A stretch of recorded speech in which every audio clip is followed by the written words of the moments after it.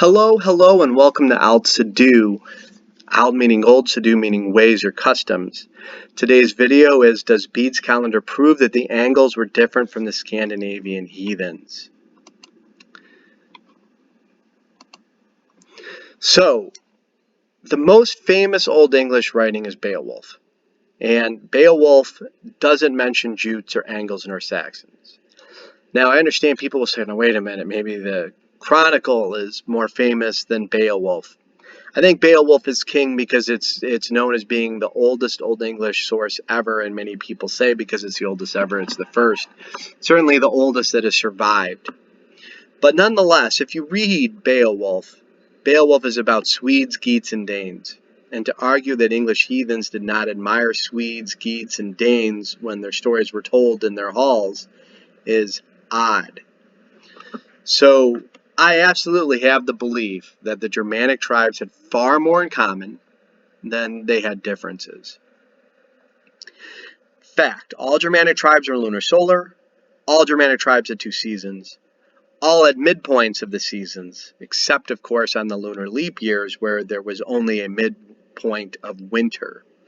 Because on the lunar leap years you have 13 months, and as I'll prove shortly, that the 7th month was in the summer season. So then at that point you don't have a midwinter point anymore. So what's the purpose of this video? Now when I say many, I don't mean necessarily more than 50%, because we have many Old English heathens in Aldsidu.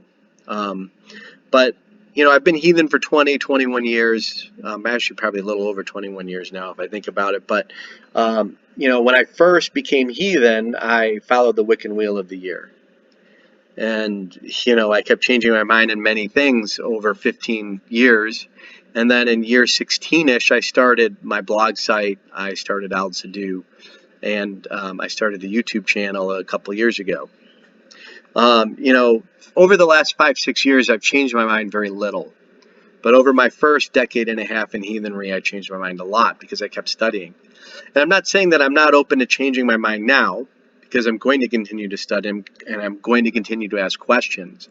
But I'm pretty set now because I've really studied hard and I'm very comfortable in the beliefs that I've come to. So when I talk to some Old English heathens, they get very adamant that Bede in the Old English, their calendar is different from the Scandinavians. And I actually don't think that they're all that different, first of all. And, you know, they almost want me to accept their view that the Scandinavians had a different calendar than the English. But if I were to suggest that Odin had 2 eyes to some Germanic tribes, only 1 to others, they start getting pissed. Or if I say that Odin didn't have 2 ravens and 2 wolves and an 8-legged horse to all the Germanic tribes, they get kind of upset. So all Germanic tribes believed in Odin, and they believed that Odin had 1 eye, 2 ravens, 2 wolves, and an 8-legged horse. And I don't care if Odin is called Othen to some tribes and Odin to others and Woden to others with the W, W-O-D-E-N. And in Old Saxons, it's U-U-O-D-E-N. So, I mean, Woden and Odin is the same. Thunar, Donar, Thor, they're the same. Thor had a hammer to all the Germanic tribes. Whether you call him Thunar or Donar, it's still the beloved, red, muscular, strong Thor. You don't go to Thor for wisdom, you go to Odin for wisdom. But if you need brute strength, that's who you go to. Now, right away, the English heathens are going to say, but Bede's calendar is different moon names, so of course then they have different holidays too, and heathenry is different locally, and no matter where you go, it's totally different. Well, there are some minor local variations, but all the Germanic tribes had 2 seasons of the year. They all divided those 2 seasons into quarters, and they all had 3 major bloats. I'm not saying they didn't do any other bloating or feasting or veneration in sacred groves, but they had 3 major bloats, no ifs, ands, or buts. And honestly, I think half the moon names are essentially the same between Bede's calendar and what we see in the Edda and the Saga names. Now, I'm not talking the Icelandic misery calendar because that's a post Heathen, that is a Christian calendar. It's a Christianized calendar. I'm talking if you look at the Edda and the Saga moon names and runestaff names. So if we compare those with Bede's names, the ones that I have colored, they're different, and the ones that are not colored, they're essentially the same. I mean, all Germanic tribes had 2 Yule moons. I don't care if one is spelled Yuli Manod, which means Yule moon, and one spelled Yul Manuther. It's the same thing. Now this one's interesting, Sol Manod, because sol in Old English means mud, but Bede says it means cake, but in Latin sol means sun. I really think that both of these mean sun moon. It looks like I accidentally removed sun moon over here, but sun Manuther is sun moon. So I think, Yule moon to begin and end the year are the same. Sun moon is the same. These moons are different. So Retta is not Morsigur, Ostar is not Goa, 3 milking month is not first month, Letha moons are not Harpa moons, and Skirpla moons. I understand weeds and hay are 2 different things, but I mean, I'm still calling them essentially the same. Holy moon and second moon are definitely different. And winter full moon, and house maneuver, I'm calling it the same because housed is often used, like house bloat is an alternate name for winter nights, just like Disa bloat is. Housed means harvest moon, but it's often thought of, today house gets translated as autumn by a lot of Scandinavians. I bet it, that's the word for autumn, housed in the modern Scandinavian languages, but really it means harvest time. But, whether it's harvest time or whether it's autumn time or whether it's winter, I mean, I see still similarities. Blood moon and gore, I mean, some people say gore means slaughter, but even if it's slaughter moon and blood moon, I mean, it's pretty the same. I mean, the moon name differences are an indication that the moon names were different, but that doesn't mean that they didn't celebrate Yule, because there's Yule in both.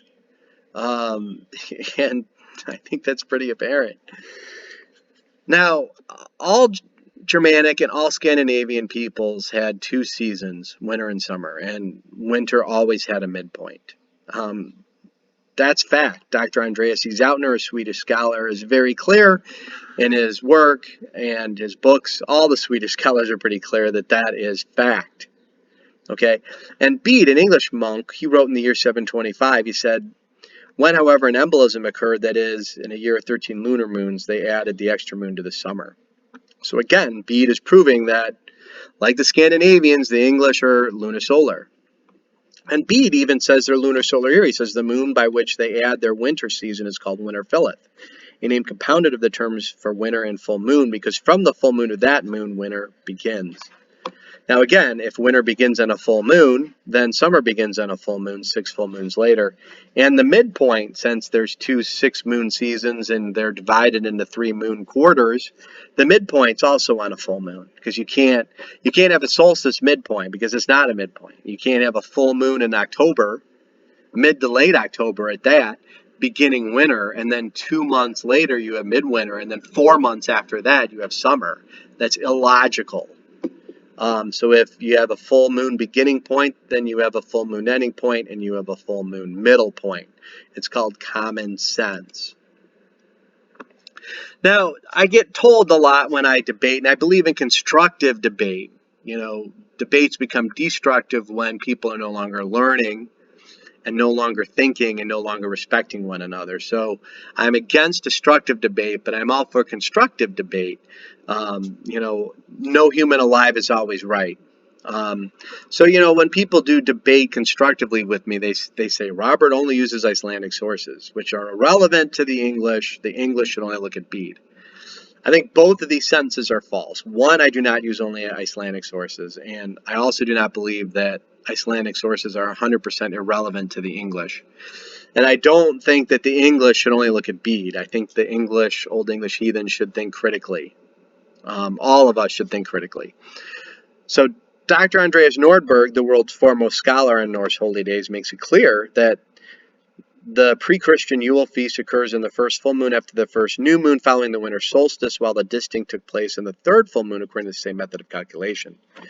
And Dr. Zautner says in his book that that it's a common misinterpretation to think it happened midwinter on the solstice.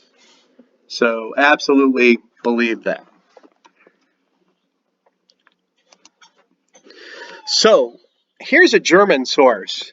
The Roman historian Tacitus writes in his Germania. So this is a Roman pagan, not a Roman Christian, stating his Germania, that the community gathers, as in the Germanic community gathers, if nothing unusual or sudden happens at certain times when the moon is new or full, because they consider this the luckiest beginning to discuss matters. Also, they do not calculate the number of days but the number of nights. In this way, they state purpose and commitment. Night precedes the day.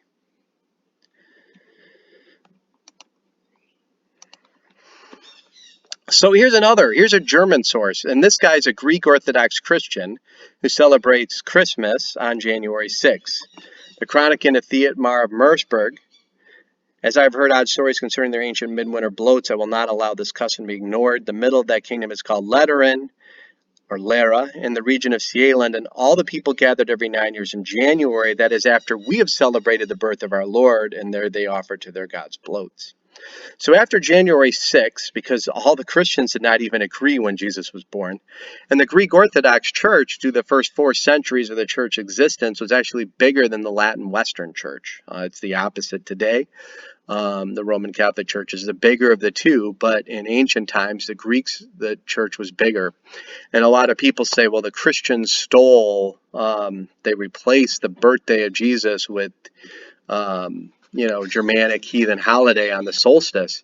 I mean, that's just wrong for 2 reasons. One, over 50% of the Christians didn't even think the solstice was Jesus' birthday. The Christians were, and they're still not united today on when Jesus was born, because again, the Greek Orthodox in particular, along with other churches, believe that Jesus was born on January 6th, which is after December 25th, the Julian calendar solstice. So, my detractors often state that I need to do critical thinking. And my detractors often stated, especially, when I was more involved in Old English heathenry before I should have always been in Saxon heathenry only. It was my, it's my ancestry anyways. But, I studied with Swain Wodening and his Danish crowd early. And they always told me that I needed to know the Scandinavian and Icelandic sources. And they said that, that was my weakness, that I didn't. But at least to those guys, I found it was those guys that didn't know those sources, because when I went out and studied my butt off to learn what the Scandinavian sources said, I realized that they said that Yule wasn't on the solstice. So, we all need to look critically at the sources, and we have to ask the question, is Bede of Christian bias? Because he's trying to compare Mother's Night to Christmas, and he's trying to compare Oster to Christian Passover, which became Easter. Why is Bede doing that? I mean, why is he trying to say that his pre-Christian heathen ancestors knew Christianity before they knew Christ? I find it odd. But we all should think critically. Now, thinking critically, Neo-Pagan Asatru and Old English heathens have always assumed Mother's Night was the same as Yule. And this is a legitimate question. Is Mother's Night Yule? I believe absolutely not. And those who are on the other side of the fence say that it is. There's 103 mentions of Yule or midwinter in Heimskringla. And Yule's never called Mother's Night. Why is this? We have over 1,000 mentions of Yule if we were to add up both Eddas, all the sagas, because there are more sagas than just Snorri, all the charms, the rune poems, all the poems, all the Christian and Muslims discussing heathens, what they do. In these sources, with over 1,000 mentions of Yule or midwinter, Yule is never called Mother's Night, not even one freaking time. So I've been murdered for saying, hey guys, is Mother's Night really Yule? But it's a legitimate question. It is a legitimate question. So the other question is Mother's plural possessive and night singular? Heathen Yule in Scandinavia and the rest of the Germanic tribes, there are 3 nights, but yet Mother's plural possessive night singular is 1 night. That's another difference. And, if we think critically, this is a fair question. And, in my past, Swain Wodening purchased me as a thrall for a penny. And I lasted 2 days in thraldom because I questioned the king who was saying that Mother's Night was 12 nights. And I'm like, doesn't the word night, isn't that a singular word? That's why my thraldom ended. I was killed for asking the question. Now, honestly, this was the best thing that ever happened to me because after that, I founded Aldsidu. I founded the Chicago Historical Heathenry Community. We had 65 at one of our bloats, for goodness sakes. I mean, I would not have, if I wasn't tossed, it would have taken me longer probably to found Aldsidu and found my YouTube and all the stuff that I'm doing now. So honestly, I hold no ill will. And honestly, I didn't believe in kings anyways. I was an old Saxon heathen, and the Thadish believe in sacred kings. And the old Saxons didn't have kings. So it's kind of, it doesn't, thraldom doesn't make sense, or sacred kingship, excuse me, doesn't make sense to a Saxon heathen when the Saxons did not have kings. So again, Yule in all Scandinavian sources is 3 nights. And it's not on the solstice, but yeah, we have Mother's Night, which Bede is implying that it is on the solstice, which we'll get to in a moment. So these are some, and there's 2 passages, Heimskringla Saga, Magnus the Blind. If you read this passage, it states Yule was kept holy for 3 days when no work was done. Saga of Håkon the Good, chapter 15, is the story of Håkon the Good being a good Christian. So I'll summarize instead of reading the whole thing. I'll read part of it. But, his brother Sven, at least I think it was Sven, was his brother. He became king because he was the older child when the father died. And Håkon went to England to study in a monastery because he was a Christian. And when the heathen king died, Håkon came from the Christianization in England, interestingly enough. And in England, he comes back saying, he's to keep reconciliation. He practices Christianity in private, keeps Sundays and Friday fasts, and token of the greatest holy days of Christianity. But he made a law that the feast or the bloat of Yule should begin at the same time the Christian people held it, which implies that they were different. They were different nights. So Christmas was on the Julian calendar solstice of December 25th. And he said, there's a law. We must do this. They must be on the same night now. And they were to keep Yule holy as long as it lasted. And before Håkon the Good, the first night of Yule was Håkonot, that is midwinter night, and Yule was held for 3 nights. So Håkonot was on midwinter, which was on the full moon of Yule moon, of the second Yule moon. And Yule was held for 3 nights. And even the German word for Christmas, Weihnachten, it comes from the Old Norse ve, spelled V-E, Old Saxon U-U-I-H. It means sacred grove. But Nachten is plural. So that's the modern word for Christmas. It's a plural word because why? It was plural. It was more than one night. Now, oddly, it was the Thadish who introduced me to Dr. Philip Shaw, the book Pagan Goddesses in the Early Germanic World, Oster, Rheda, and the Cult of the Matrons. The Matronae cult was a Roman cult. You can see these are Latin letters, and there were 3 Matronae goddesses. And you can see where the Matronae cult stones were found. And Oster is one of the goddesses mentioned on these stones. And you can see the location of these stones, though I noticed that as I was prepping for the video, I didn't color the location of 50 or more inscriptions in yellow, but that's right here. You can see that the Roman Matronae cult was in Francia and Frisia and England, and there are no stones found in Saxony. I do believe the Saxons were much more like their Danish neighbors, especially since the English were Christianized far earlier than the Saxons in Saxony. That when the English were Christianized, the Saxons, who were Christianized in the 9th century later, their heathenry was definitely more like that of the Danes when they were converted than the Angles. Their heathenry was when they were converted with Penda's last crushing in 655. But the other important book to read is The Cult of the Matronae in the Roman Rhineland, historical evaluation of the archaeological evidence. So, no ifs, ands, or buts, but Oster is a part of the Matronae cult. Now, I know Oster is a Germanic word.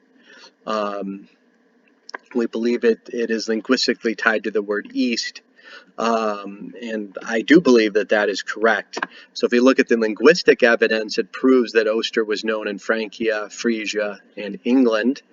If we look at the literary evidence, it also proves Francia, Frisia, and England, because we have two mentions of an Oster moon.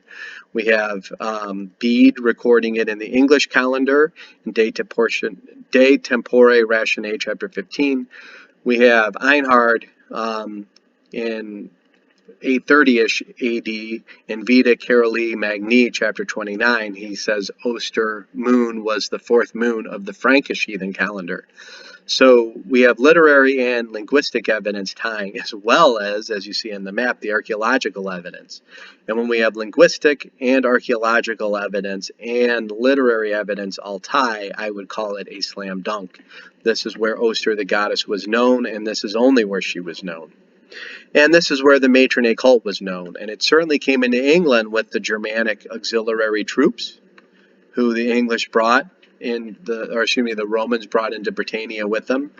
And the English were probably the Roman auxiliaries who remained, the Germanic auxiliaries of the Roman army who remained after the Romans left. So, this is pretty clear to me of how the history was. So, again, Dr. Shaw concludes Mother's Night was a part of the matronate cult night. He says this very clearly, and you can read the quote and you can see right here that Philip Shaw believes that Bede's Mother's Night is confirmed by the Roman matronate stones, and that Mother's Night is not something Bede was making up, even though he's the only person ever to mention it. And Dr. Shaw also criticizes those who dismiss Bede as making up Oster, the goddess, as well. He believes Oster is a legitimate goddess because of these Oster stones. So what's interesting is because the matronate cult itself, even though Oster is a Germanic goddess within them, the matronate cult is more Roman and Latin in nature. We have this interesting quote that Bede said that the English began the year in the 8th calends of January, and that's when we celebrate the birth of the Lord. And that very night, which we hold so sacred, they used to call by the heathen word Mother's Night because of the ceremonies they did that night. Now, Bede is not totally honest here because Bede knows that the solstice was not on December 25th. So what is the 8th calends of January? It's another way to say December 25th, because January 1st is 1, December 31st is 2, December 30th is 3, December 29th is 4, December 28th 5, December 27th 6, December 26th 7, and December 25th is 8. So that's how the Romans would say December 25th. They'd say the 8th calends of January. The fact is, the Julian calendar would get off one day from the actual solstice every 128 years, which is why in the year 1582, in October, the Julian calendar was dumped in favor of the Gregorian calendar because the Julian calendar was inaccurate. I absolutely believe that the English peoples knew exactly when the solstice was. So Bede saying that the Angles did Christmas, or the Angles did Mother's Night on the same night we do Christmas, is a total lie, because if the Angles were trying to do Mother's Night on the solstice, it would have been a different night from Christmas, because the Julian calendar solstice is December 25th, but the actual solstice was 4 or 5 days off by 725 CE. So you're talking December 20th. So one, we know Bede isn't being totally honest. And two, Bede is sort of contradicting himself if he's talking solar suddenly when he was talking lunisolar before. And it's also a contradiction to Norse sources, which, maybe I should have put them on the screen, but Winter Nights is called Disablot in the sagas. And it's also in Ynglinga Saga chapter 8, Winter Nights is the bloat for a new year. And, we have words like in Old Saxon, Winter Yatalu, where they count the years, one's age is counted by the number of winters one has lived.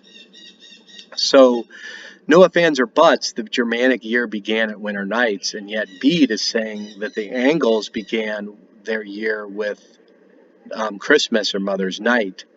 So, and of course, those who are arguing something different, they'd say, see, Winter Nights exist to the Norse, but their New Year was at a different time. I really do not believe that the Angles and all the other Germanic tribes had different New Years. I don't. And if I were to say to a Scandinavian heathen in pre-Christian heathen times, when do you celebrate the DC or the mothers? They would say winter nights. That's when their year begins. They wouldn't say Mother's Night on the solstice. Bede is the only person who calls December 25th Mother's Night. Period. He's the only source. Again, we have over 1,000 mentions of Yule, and Yule's never called Mother's Night in any other source. So, and again, Bede's going from solar to lunar, which is kind of odd because you can't say the moon which should begin the winter season is called winter fulleth, a name compounded of the terms winter and full moon, because from the full moon of that moon, winter is thought to begin. And you can't also say there's 6 moons in winter and 6 moons in summer, and the year's divided into 4 quarters of 3 moons each. You can't say all that and say winter begins in October, in mid to late October, and 2 months later is midwinter, and then 4 months after that is the start of summer, because clearly the solstice is not halfway in between late October and late April. So if the year is divided into 2 6-moon seasons and 4 3-moon quarters, then this is what I believe. While I didn't word option number 1 right, I do believe that Britain is an amalgamation of Brits, Romans, and Brits are Celts, Romans, and the English. That Mother's Night was kept by some pagans, and Yule was kept by other pagans. That's what I think's going on. No ifs, ands, or buts about it. And Bede wants to talk about Mother's Night because it's closer to his Christmas. And he wants to talk about how his Christian ancestors knew of Christmas before they were even Christian. That's how I see things going on here. And as I said before, if the year is 2 seasons of 6 moons and it's 4 equal quarters of 3 moons, then it appears to me that Bede just simply did not mention Yule, because Mother's Night and Yule are 2 different things. Even Dr. Zautner, if I was really doing this video a little bit better, I should have had Dr. Zautner, who says in his book on the lunisolar calendar of Germanic peoples, he says that Mother's Night and Yule are 2 different holy days. I agree with them, and that's kind of one of the points of this video. So again, if winter begins in a full moon in mid-October, midwinter would really be in January, 3 full moons later, and then Oster would be, to the English, 6 full moons after winter fulleth, or 3 full moons after Yule. This allows 2 6-moon seasons, 4 3-moon quarters, and midwinter remains a midpoint. Because really the question at hand, winter nights and winter fulleth, they're the same thing. And whether you call it Osterblot or Sigurblot, it's still the bloat to start summer. To assume that the Angles would not do 3 nights of Yule because Bede doesn't mention them is insane. I believe the Angles did 3 nights of Yule, and I think some in England were doing the Roman matronate cult because England was such an amalgamation of Romano, British, Celtic peoples, and Germanic that we had a lot of different religions going on, just like America. America, like England, is an amalgamation of many immigrants. They love their tea in England, but tea is not a native English drink. We love our blue jeans in America, and blue jeans are native, so to speak, to America. They were invented here, but people wear blue jeans all over the world. The point is there's a lot of mixing and mashing going on in Britain that was not going on with the other Germanic tribes as much. They remained heathen much longer. Saxons in Saxony were heathens much longer than the Anglo-Saxons in England. So the only logical conclusion here is that Mother's Night is a matronate cult solstice night peculiar to the matronate cult, and the pre-Christian heathen Yule are 3 nights that are different from Mother's Night. That's the only logical conclusion. And I absolutely do not believe that Bede did not know that there was a Yule bloat. He just didn't mention it, period. It's the only logical conclusion. So again, Dr. Norberg said that the pre-Christian Yule feast occurs in the first full moon after the first new moon following the winter solstice, and the distinct took place in the 3rd moon according to the same method of calculation. Dr. Zautner also says it's a common misinterpretation to think that midwinter happened on the solstice. Again, I do not really believe that the English calendar, even Bede's calendar, is really all that different from the Scandinavian calendar. I still think that winter fulleth, Yule was a major blow, he just didn't mention it. I think the Mother's Night was not kept by Germanic peoples unless they were mixing and matching with matrone elements. Just different night. And why is Oster all that different from Sigerbloat? So, Dr. Zautner here, if you want to pause the video, I'm not going to read it just for brevity, but Dr. Zautner says, the Wiccan Wheel of the Year, solstices and equinoxes were not the, um, he says in this slide right here, that solstices and equinoxes and the moon feast halfway in between them, this 8-cycle year is no historical basis. I mean, he's right. Solstices and equinoxes were not kept by the Germanic tribes, nor were the times in between. And honestly, May Day is not even halfway in between the 321 and 620. It's not. May 1st is 4 weeks after the equinox, and it's 5 weeks before the solstice. So, to even say that these feasts are halfway in between, they're not. These eight things aren't like equal amount of weeks apart. It's not an equal spoked wheel. The Wiccan wheel is not an equal spoked wheel, so to speak. And he talks that even the Celtic feasts are lunisolar. Even the Celts were lunisolar. And we have 2 Celtic calendars from the 3rd and 4th centuries that prove that the Celtic peoples were also lunar solar, and they kept their holy days and full moons.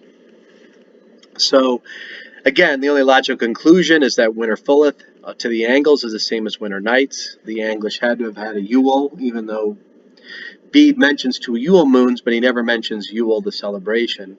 And Oster is a celebration to start the summer, and so Sigerbloat. So I really think that these calendars are far similar than what people say. And again, we should ask, did the English celebrate a summer bloat?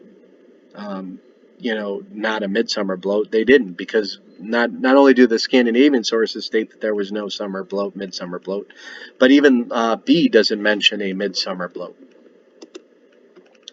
So my second to last slide.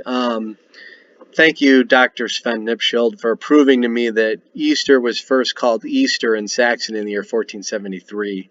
So really, Easter is used in America, it's used in England, it's not even used in Gaelic, and it's used in German-speaking areas today. But in northern Germany, it came far later, because for the Franks, it came earlier. But the Low German speakers instead of the High German speakers. The Low German speakers live in the north where the altitude is low. You get to southern Germany where the mountains are. That's where High German is spoken. The High Germans and the English knew of Oster, and the rest of the world has never called their Christian Passover Easter. So if you like this video, please visit Aldsidu.com, visit Aldsidu.com /blog, and like and subscribe. Thank you so much.